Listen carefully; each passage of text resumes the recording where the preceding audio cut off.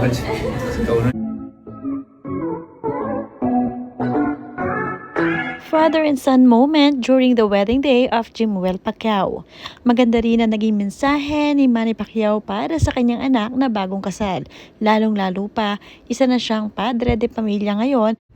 Ibinahagi rin ni Manny Pacquiao ang kanilang pinagdaanan, ang kanilang karanasan ni Jinky Pacquiao noong sila ay bagong kasal pa lamang. Kaya naman ngayon, marami na siyang nai-advise sa anak na si Jimuel.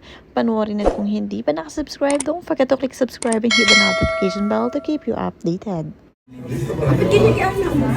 Listo para trabajar. Clara, Clara, Clara, mamita, mamita.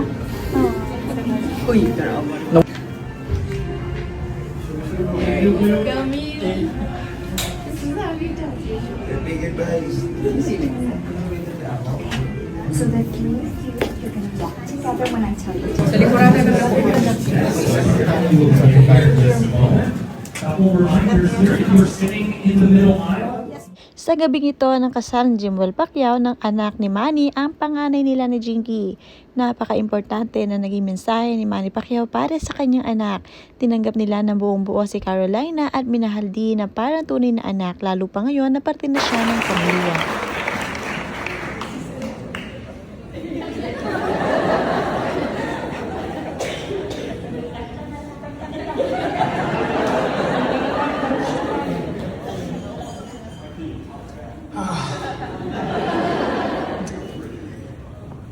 First, I want to say thank you to our Lord God Almighty, who created everything. We would not be here if there is no God. So I want to say thank you to the Pimentel family. I feel so happy and blessed because your family is so kind and very nice people. And I want to say thank you to all of you who came here, come here tonight, and to all the ninong and ninangs, your effort and time na talaga kayo ng oras para dito sa wedding na ito. We really appreciate it. We'll never forget that.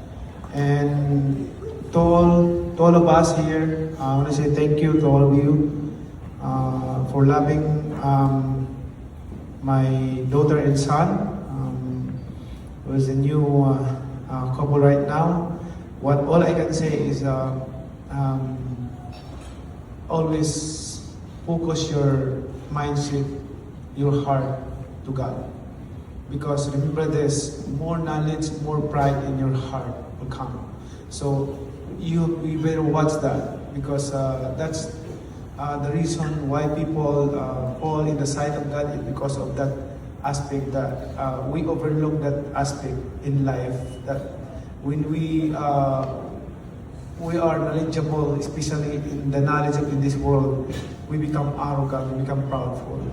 But that's not God wants us to be. He wants us to be humble ourselves before God and before others. And to serve others, of course, know the purpose of life. All I can say, know the purpose of life. I'm sure your family will become big. You're planning to have 8 kids.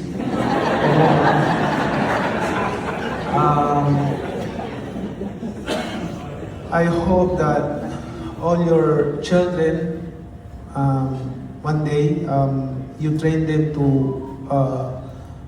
fear God, to worship God, because life in this world without God is useless. You know, we know the fact that this life is just temporary. There is a life that we're facing after this life in this world. That life is eternity, eternal life. So, two destination of life after this life in this world. Two destination, either eternal suffering or eternal happiness. So make sure that your descendants, I'm sure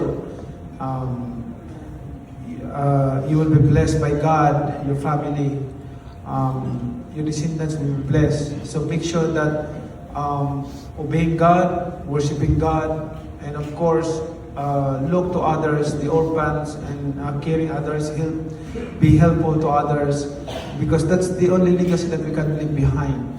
Make sure that our life in this world is worth it, and the next generation will remember us because of the legacy that we can leave behind. And I want to say thank you to all the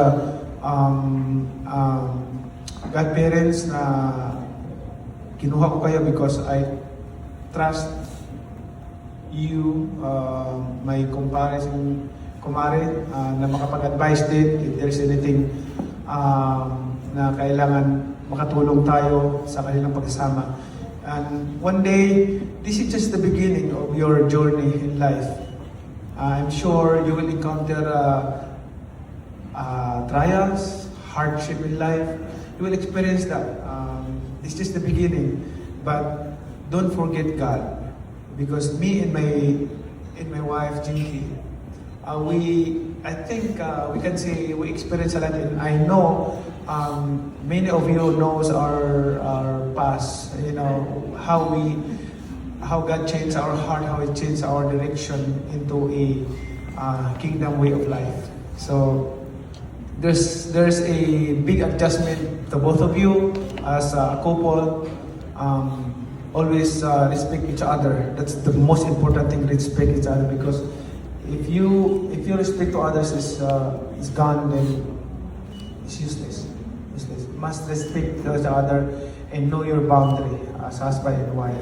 Like me and my wife, I always ligaw dito sa I always say I love you. Like every day and night, I always babe, I love you, miss you, you're so beautiful. So, which is before in the old life. Para hindi ka malaman, hindi na narinig natin. So, the old, but when God changed my life, so I realized everything. When I realized the purpose of life, then I'm so happy and blessed, because that's the greatest accomplishment in life that I had to know Christ. Not this my boxing career, a division, or whatever position or material things that I have. No, that's nothing. We leave that behind one day. But the most important thing is our relationship to God. That one day, you and me will be in paradise. Good evening.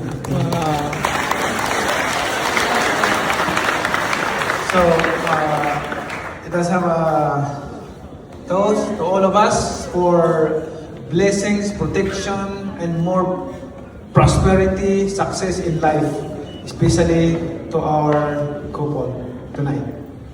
Kampai, kampai, kampai.